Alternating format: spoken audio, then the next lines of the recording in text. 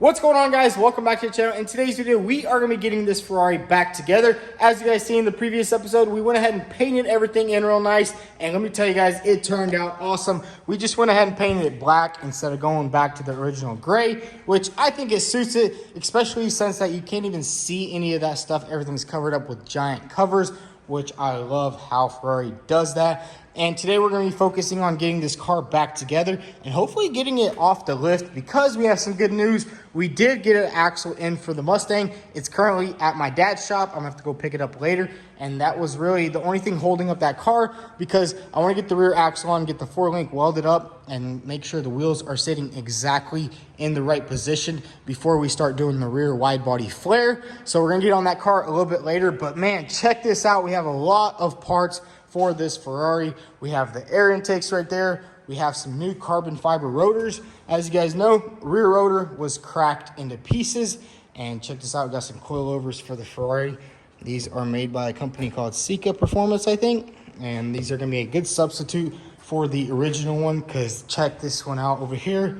If I can see, it is completely bent right there. And honestly, these things are freaking hard to find. So Sam just went ahead and got some aftermarket set for the entire car, which is gonna be nice. We'll probably end up installing those a little bit later. I think we are just gonna install all 4 just at one time.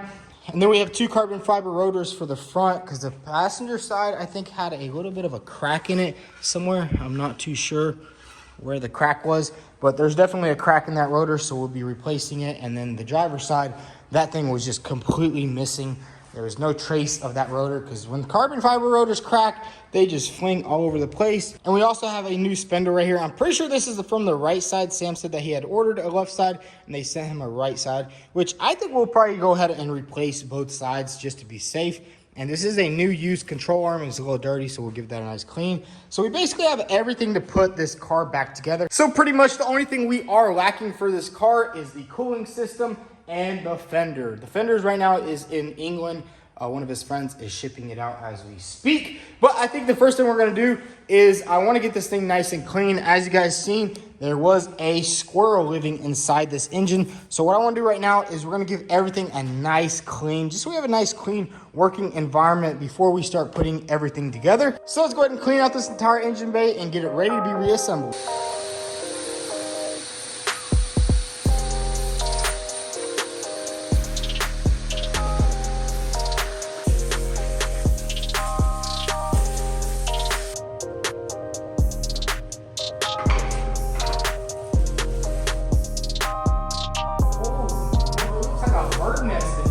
Look at that right there. That is insane. There must have been a family living in the engine and then another one living right here. So that's neighbors.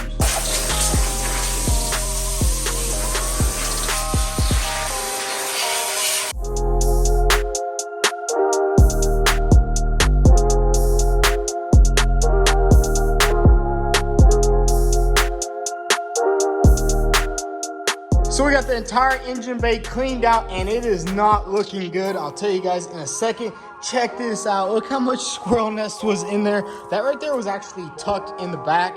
So maybe there was 2 squirrels living in here. One over there, one in here. And we have a serious problem. I was looking in there a little bit deeper and it turns out the squirrels chewed through one of the wires. Let me get my light on there so you can see. Check that out. You see that right there? That is wires just completely chewed through. I guess the squirrels got a little bit hungry and they chewed that up, and man, that is a big old headache. That is one reason why you don't leave your Ferrari in a field for a couple of months. And let me tell you guys, that's gonna be a big job. Just removing this intake manifold, it's probably like 100 bolts. You got 2, 4, 6, 8, like 24 bolts up there, 24 bolts down there. Plus you have to replace all the gaskets, and I don't even know what the heck we're gonna do there. And I don't know, maybe we'll have to replace the wiring on the engine, or maybe it can just be spliced back together, because I think it might be either the knock control or some kind of solenoid. You can see that wire is cut right there. The wires are chewed up right there. We don't really know the extent of that, but I say we'll leave that for later. We can always go back in there and take off the intake manifold once we get all this stuff back together. You know, it kind of sucks, but stuff happens like that. I mean, usually it's rats, but I'm pretty sure this was a squirrel because this is a big old nest. But anyways, we'll save that for later. Now let's go ahead and get some cleaning solution, clean everything up, and then we can start reassembling this car.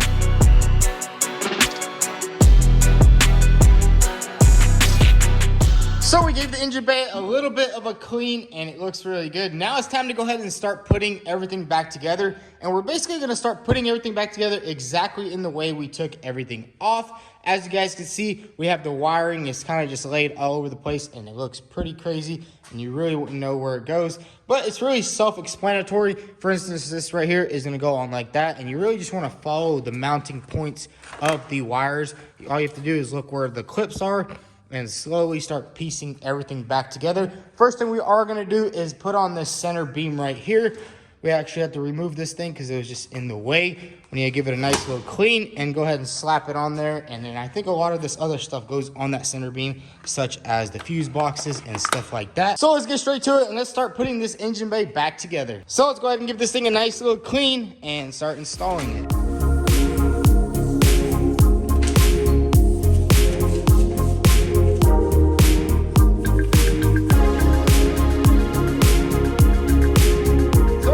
Install the center bar, and I couldn't figure out how this wiring goes, if it goes in the front or the back, but all I had to do was watch my first video on the car and we figured it all out. So now let's go ahead and install the center bar. It's going to go just like this right here, and hopefully it fits back into place.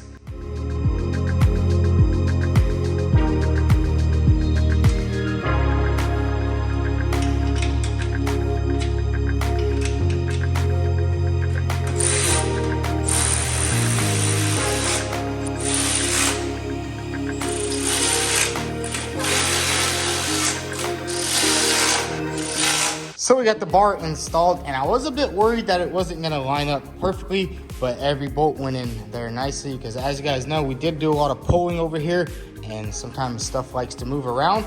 And now it's time to just go ahead and start figuring out exactly how all this wiring goes. And as you can see, we're gonna put the fuse box right here, so everything's pretty self-explanatory on that. So let's go ahead and get all these wires, get everything situated on this front center bar.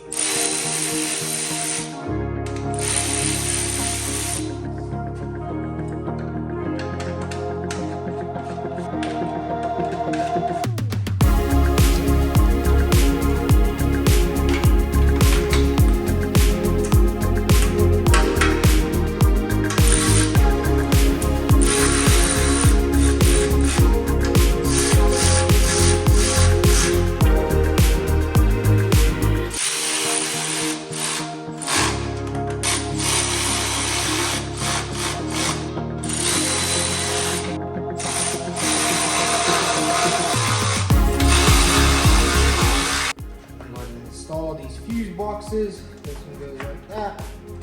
This one goes like that.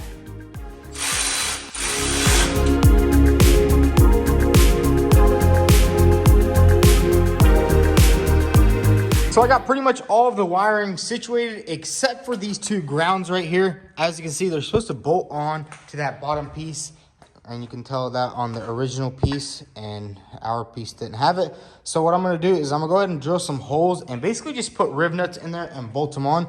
I know the factory, they welded this tab on right here and then put the riv nut, but I think I'm just gonna put a riv nut because my piece of aluminum was a little bit thicker and I think it will do the job exactly how it should. So let's go ahead and lift this thing in the air and drill some holes and get some riv nuts bolted in there. So we got the car lifted in the air and I do have some riv nuts right here and the riv nut gun. And basically all we need to do is replicate exactly where these are. I mean, it doesn't have to be exactly in the same position because it is just a ground. So let's go ahead and drill some holes and get these grounds situated where they need to be.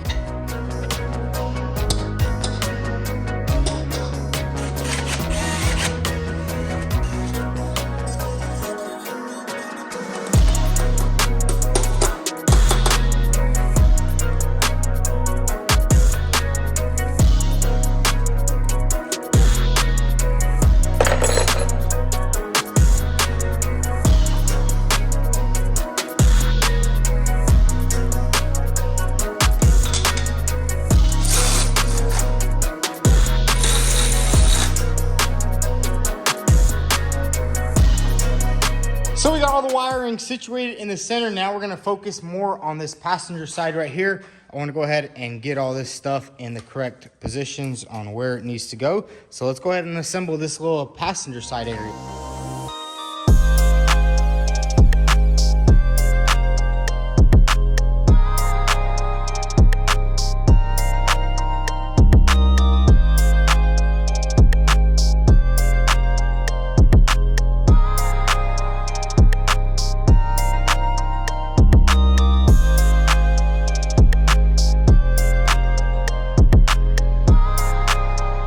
So check it out, we got the passenger side all back together, and unfortunately we do have a broken plug for the headlights, which we'll have to find one of those, which hopefully it's not as hard as finding it as it was for my McLaren. I actually had to buy an entire wiring harness just to get a couple of plugs, and I am liking the fact that there's no coolers up front. As you guys know, on the McLaren there's like 2 or 3 coolers up in the front, and you just have to deal with a bunch of nonsense and a bunch of fluid. But we got all that back together, it's looking good. Now that we have all this good, we're gonna go ahead and swap out this rotor right here, and I think we're gonna go ahead and swap on the new coilover, just because we have everything taken apart right here, and it would be good. And you can see on this caliper, see if I can find it, it's like a hairline crack that just goes all the way through.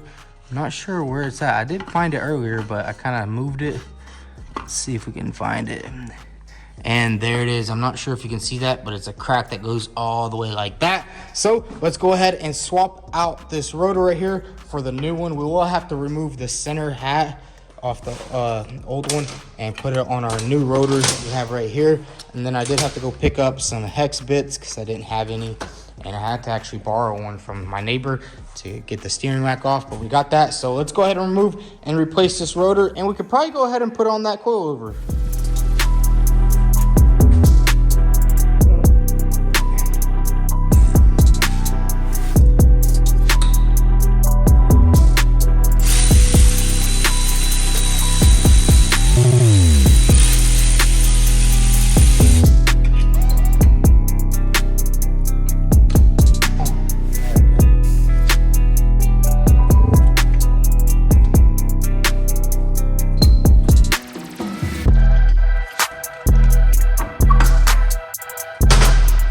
So we got the cracked rotor off, and man, look how huge this rotor is. That is just insane. I gotta compare it to the one on my Mustang.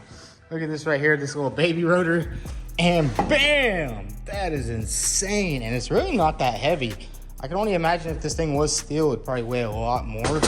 So now what we're gonna do is go ahead and basically swap this top hat right here onto a new rotor, which we have 2. One of them is for the driver's side and one of them is for the passenger side. So let's go ahead and swap these top hats, and then we will have a nice rotor ready to go.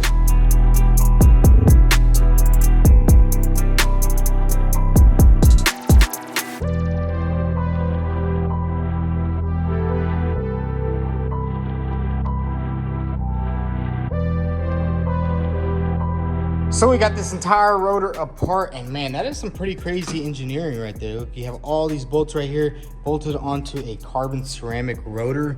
That is just impressive. No wonder these things cost so much. Probably a lot of time goes into putting one of these things together. And now that we have it off, we're gonna go ahead and transfer it over to our new carbon ceramic rotors. And I'm pretty sure they're all the same. I don't think they have like a variance from like left or right side. So let's see, this is, yeah, I think this one right here will work. It does have like some kind of weird oxidation on it. I don't know what's going on there, but I think it'll be good to go. If the front doesn't stop it, you can always use the e-brake, you know what I'm saying? So let's go ahead and get this thing back together. And unfortunately, I don't have the torque specs for it, so I'll just bolt it on, and then later, once I find the torque specs, we can torque it actually on the car whenever you hold the brakes. And I don't think they're torqued that much. I mean, it was pretty easy unscrewing them. So let's go ahead and get it back together so we can get it back on the car.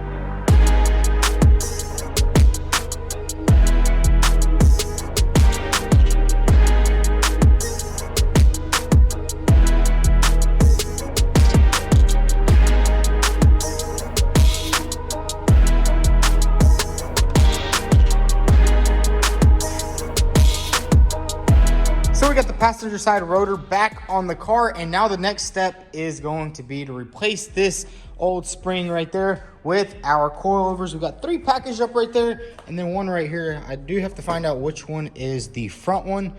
So let's go ahead and unpackage these right here and find out which one is the front.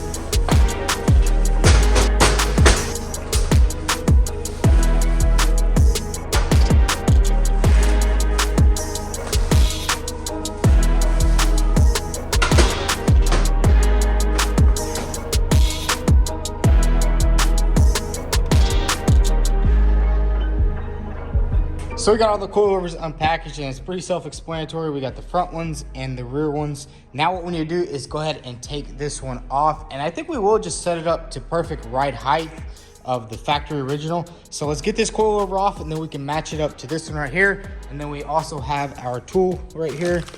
Go ahead and set it up, and I guess these are the adjusters that go into the top. And it is kind of weird because this one, these aftermarket ones don't have any plugs at the top, and the factory one actually does. So maybe you have to like just delete that somehow or something like that, or maybe it's just not a big deal. I have no idea. So let's go ahead and get this passenger side coilover off the car.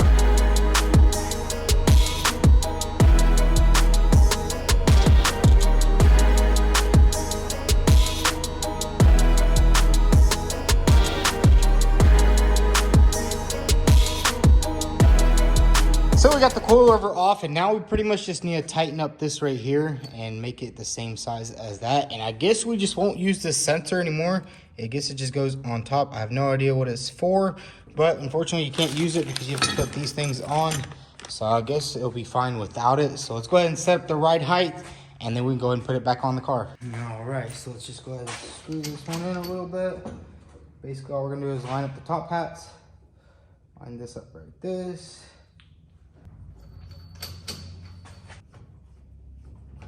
So check it out, we went ahead and screwed it all the way in, and that's exactly how the factory one is. Now let's go ahead and install it.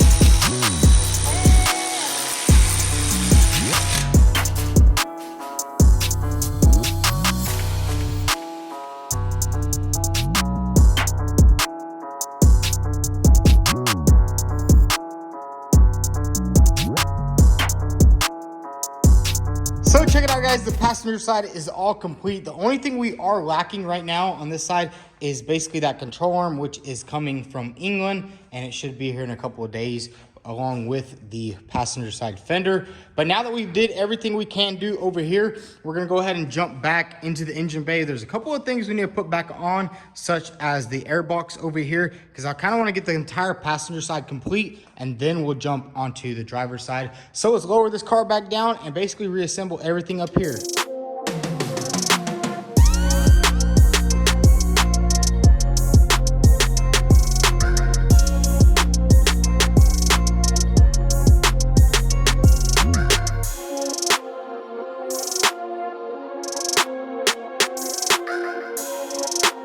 So we got the entire passenger side all nice and assembled, and now it's time to go ahead and start putting some stuff on right here. We're kind of just going in a sequence, putting everything on that we can. Slowly but surely, this thing is going back together. So what we're gonna do now, I wanna go ahead and put the hood latch on, put anything else that we have in the front, and then we're gonna start tackling the passenger side area. As you guys know, there's a giant mess, a bunch of wires and stuff like that. But we really can't do much over here because we are still waiting on our piece of metal so we can replace that piece right there. So let's get straight to it and let's get all this stuff up here done.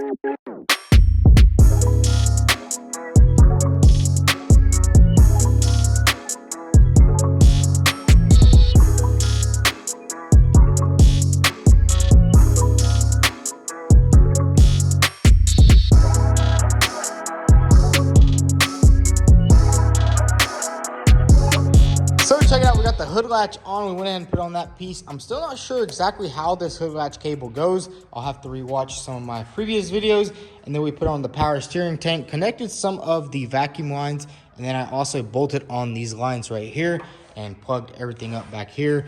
put this little piece on right here, and we'll definitely have to get new clamps because you can see these clamps are really not holding. You can, or this side's actually, yeah, it's pretty loose. You can actually just move it all around. We'll have to get a new clamp for there. Same thing over there. I'm guessing over time, the rubber just started shrinking. Now we're gonna go ahead and start working on the driver's side suspension. I wanna go ahead and get everything back on, get the control arm on, get the new coilover on, and basically put everything we can back on the driver's side.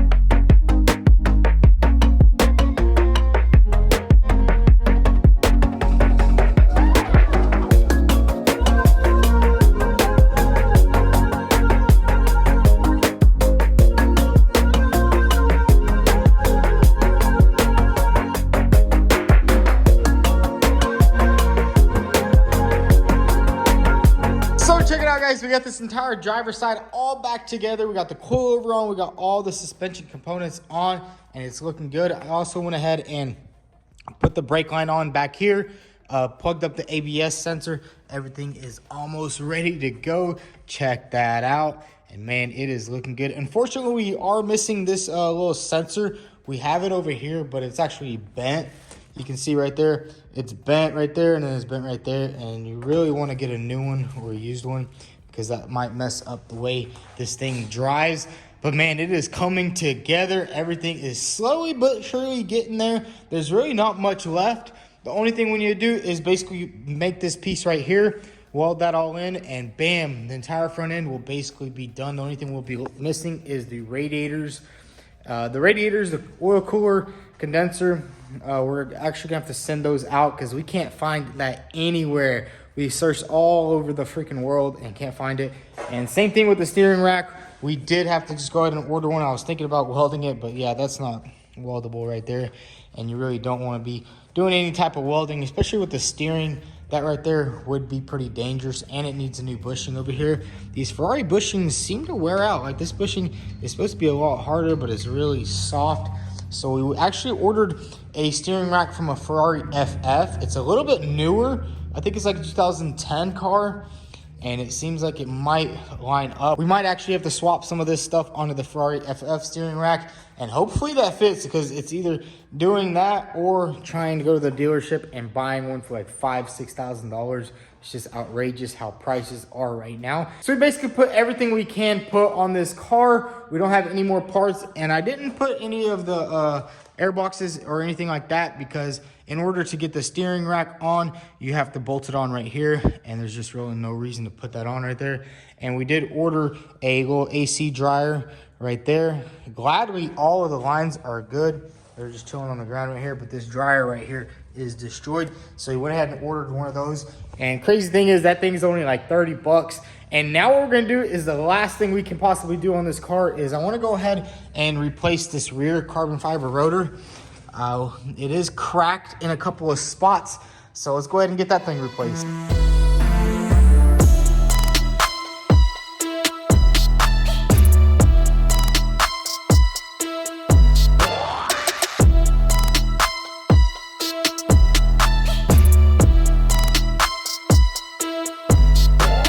And just like that, guys, we got the rear rotor replaced with the new one. And look at the old one. It just cracked right there.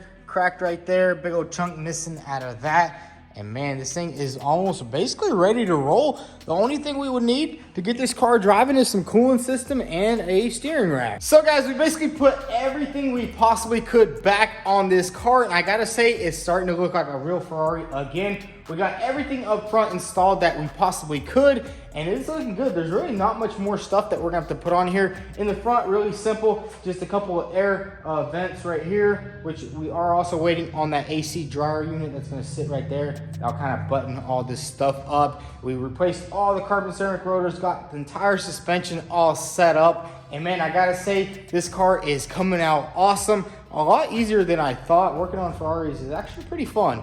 I actually enjoy it a lot, especially how simple the front ends of these cars are. But in the next episode, we probably will go ahead and start working on the body of the car. There's a little bit of body work that's gonna be needed, Well, on the bumper, there's a lot, but on the car, there's really not much. On the rear quarter panel, there's a little bit of damage right here. I'm guessing when that wheel, he flew off the road or something, that wheel kind of just went up, hit that. We're gonna have to do some fiberglass repair on this front bumper right here. And this was like the cheapest bumper Sam could find, so we went ahead and scooped it up, and it's definitely gonna be a challenge to repair it, and hopefully we can. The driver's side fender is literally perfect condition, just sand that bad boy down. And I think we might actually have to paint the entire car, because this is a custom color. This is not the factory color. I think the factory color was like a dark gray, and they decided to repaint it white. I actually seen a video of this car when it was in its showroom condition. It actually looked pretty good because it had the Vorsteiner front bumper, Vorsteiner rear bumper, but obviously all that stuff is gone.